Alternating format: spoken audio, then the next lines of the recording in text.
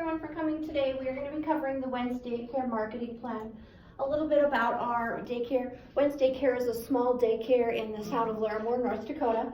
There is one provider. She has over 15 years of experience. She is licensed for up to 8 children at her in-home daycare, and right now she's sitting at a pricing structure about 12% lower than her counterparts. Her counterparts right now are consisting of, there are 2 daycare centers within the city of Larimore. One is a religious-based education center, and the other is a non-religious based center. There are also 6 other in-home providers within the town of Larimore. Right now, the demand in the market of Larimore is actually quite steady. There's no shortage of children. Most of the centers are not at capacity, but are very close to capacity. So there's no problem with that. Our provider, Tanya Wentz, has a very good reputation with other providers within the city, as well as a good rapport with the school. So I wanted to talk a little bit about the goals that Wentz Daycare has. She wants to grow her daycare to a little bit more. Right now, because of government regulations on daycare providers in the state, you can only have so many children, and those children are broken down into age categories. So for her size, she can only have so many infants, and so for every infant she has to reduce her overall attendance. So looking at her environmental analysis, the things that are greatly impacting her are, of course, those government regulations, They will affect how much she can grow without adding another provider. Another thing that has stepped into the arena this year has been the use of technology. As technology has evolved, parents and other providers are definitely into being able to see, what are my children doing during the day? Getting information via email, via Facebook, via text message versus a phone call. And the other thing we wanted to talk a little bit about was our environmental impact. Being an at-home provider, she has a much lower environmental impact than a center. Because it is located in her home, there's no additional facilities. There is no additional parking requirements, so you're not taking land out of usage for parking. There's no additional playground requirements, so you're not taking land out of use for that. Being located right within the city and in a family home, it equates to no more usage than her family would use on an average weekend day. So it has a pretty low environmental impact on her environment. In our SWOT analysis, which is our strengths, weaknesses, opportunities, and threat, some of the strengths that Tanya has is that she has a very good reputation. Most of her advertising to this point has been done word of mouth. She's never had to advertise in a newspaper or in a trade publication. It's just been parents talking to parents, or people talking to each other in the community, or from referrals from church or school. One of the things is her also strength is her home-like environment. It is very much like the second best thing to mom. They come into her home, they sit at her dining room table and eat meals, they play in the backyard, they snuggle in the big chair, they do all of those things that are more like a home versus a center where there's more children and your attention is just a little bit more divided. And again, another one of her strengths is she can choose to have a lower price point because she has lower overhead costs. She's not paying for a building that she's not going to be using. She's not paying additional electricity bills or water bills. And because she is a sole provider, she's not taking on any staff and therefore the insurance and all of those types of things which would entail. She basically is only providing an income stream for herself. Some of her weaknesses are being a sole operator. Her hours of operation are limited. There's only so many hours a day she can or wants to work. So that makes it a little bit more challenging with those hours of operation. Simply because a good portion of her current clientele are parents who work outside the city of Larimore. So they have places that they have to be at certain times and that they have to be there until certain times. So for her to be open early enough for them to get the children there, be there throughout the day or before or after school, whatever the case may be, and then get back in her hours of operation are sometimes a little bit challenging. Being a single provider, if she is sick, if she goes on vacation, there is no backup plan for that. So, the daycare closes, and so that can be challenging for parents to, at even a month's notice to find a place for their anywhere. She has families right now, so there may just be a single child, but there's one family with 4 children in the daycare. To find someone to watch 4 children for a week in the middle or the end of December because she went on vacation can be a really big challenge at times.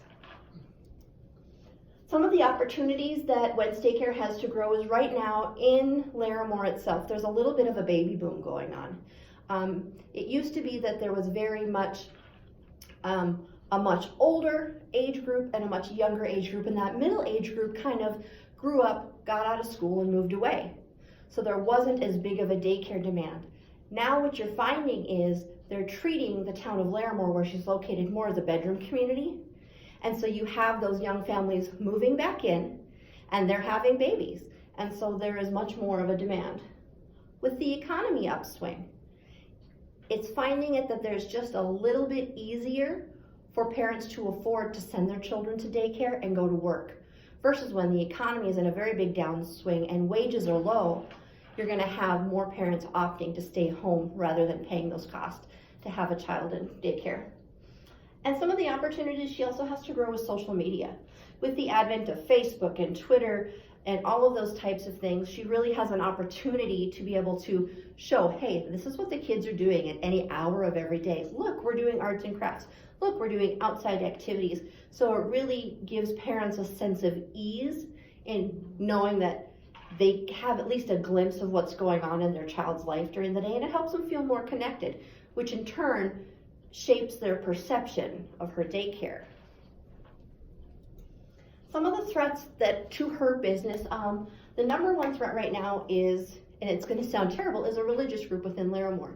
There is a church within the town that believes in only religious-based education from birth through college.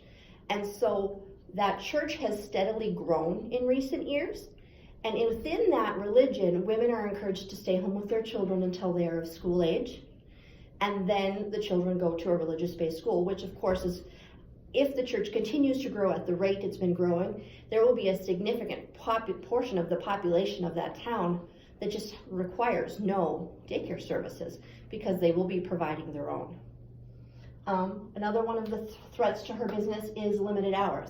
Like I said, if a parent can't make it work in her hours, they're of course going to look elsewhere. And the main place that they look elsewhere then is centers, because the centers are open from 6 a.m. to 6 p.m., where you can't expect a single provider to do that same type of thing, but it could take away a portion of her business. And the third threat that we wanted to talk about was governmental regulations. As regulations on daycares become more strict, and they're becoming more strict on who can work there, background checks, how many children you can have, the food program. If you are part of the food program, you can apply to the state government to be reimbursed for some of those costs under an early childhood education program, but you have to follow their nutrition guidelines.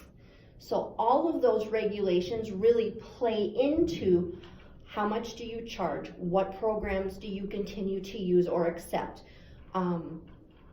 what parents do you choose to accept? Because a lot of parents may receive government assistance for daycare assistance. Are you able to accept those children depending upon if you fall within the guidelines for the government regulations? Because you have to have certain certifications and registrations and all of those types of things in order to. If you don't have those, then there's a certain population that are not going to be able to access your services. So our marketing objectives for Wednesday Care, looking at things that we can control within the environment, are to increase attendance on non-school days.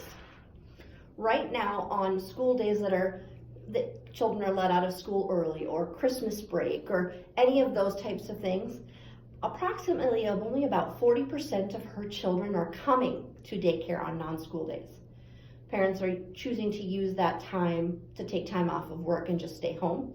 So we wanted to look at how we could increase attendance on those non-school days And then we also wanted to look at how to increase bringing in some non-infant children to help balance those ratios so that she could have more children. And one of the things we'll talk about a little bit later, you'll see, is some of the challenges with having a wide variety of children, birth to 12, with one provider, in one home, in one room, and how you balance the needs of all those children. So some of the marketing strategies that we would use or put out there is we want to really play up that home-like environment. There is a very significant segment of the population that really just wants someone to be one-on-one and more hands-on with their children. They don't like the center feeling or the large number of children. They wanted a little bit more narrowly focused. And we wanted to talk a little bit about the outdoor play area. Currently, Wentz Daycare has a very large outdoor area with a swing set and a sandbox and all sorts of things for the children to do.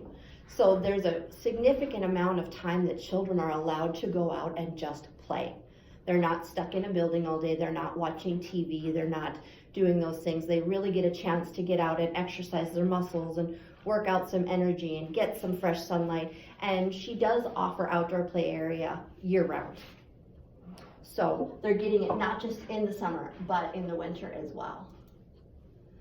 Continuing on with that, she is a significant portion of, especially her winter days, is dedicated to arts and crafts.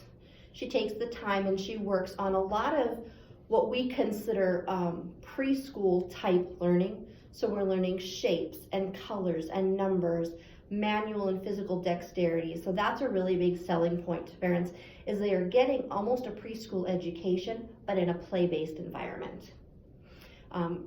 Research has shown that play-based education is crucial to children between birth and 7 years old. They learn faster through play-based education, and they retain that information better than if they were taught it in a formal learning environment.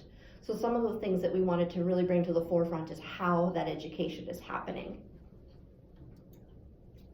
So for the marketing implementation, we wanted to break it up into about a 6-month period of different things that we could do to market the product each month.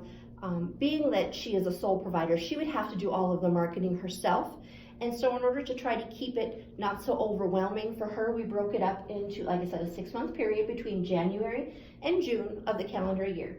So in January, we have her sending out a parent newsletter, basically talking about the days that she's open, the days that she's closed, what activities she has planned for the month, what her rates are, because we talked a little bit about as part of that marketing, is maybe adjusting some of those rates for non-school days so that it's a little bit more incentive for a parent to bring them as opposed to taking time off from work.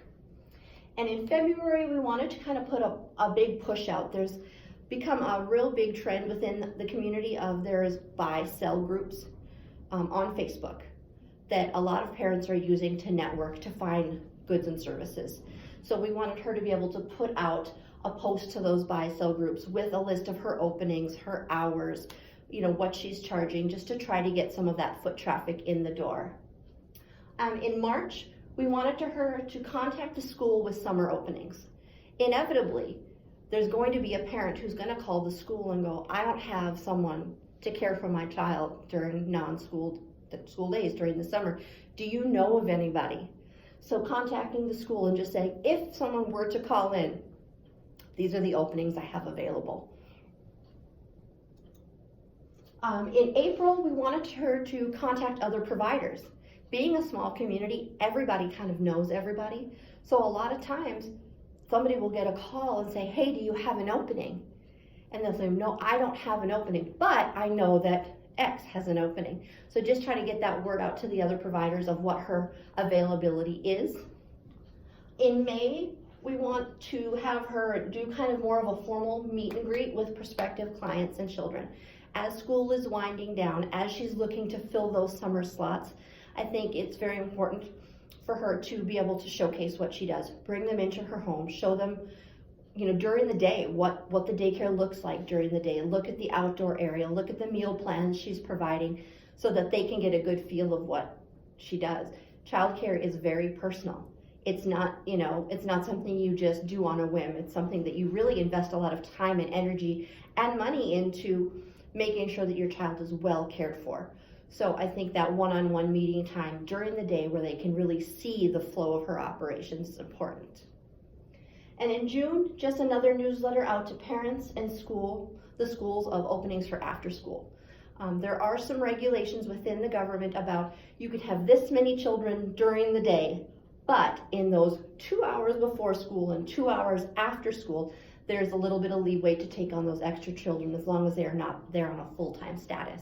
So just letting parents and school know that this is what we have available. So we were looking at, in order to do a complete marketing plan, you have to evaluate how effective is it. You know, is it going to be good? Is it going to be bad? What's working? What's not?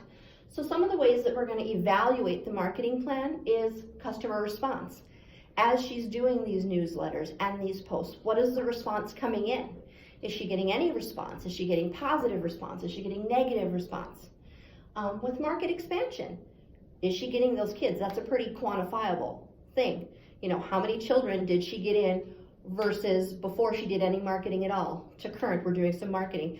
How many extra children came in? And then competitor response. Because as she puts out this marketing plan, as she's posting on those Facebook pages, as she's putting out these newsletters, it's inevitable that the competitors are going to know what her availability and hours and pricing are. Are they in any way changing their structure in response to that? Are they lowering their prices? Are they increasing their prices? Are they changing their programming to kind of mimic some of what she's doing? So competitor response is going to be one of the bigger things that we look at in performance evaluation. And that's all I have for today. Do you have any questions? No. I think I really like especially the marketing strategies of going with the schools and other providers. I mean, that's marketing that solves their problems as much as, you know, benefits the business as well. Well, it just provides them an avenue, because Right. a lot of times if they just don't have any information, they can't help, and they really do want to help. So. Right. It solves I imagine would be a pretty common problem for both the schools and other providers. Because like you mentioned at the beginning, when sick days or vacation days or whatever, I mean, that solves the problem for everyone. Mm-hmm. Definitely a need there, and I fill that spot Yeah. nicely. All right. Nice Well, job. thank you so much for coming. Thank I you. appreciate it.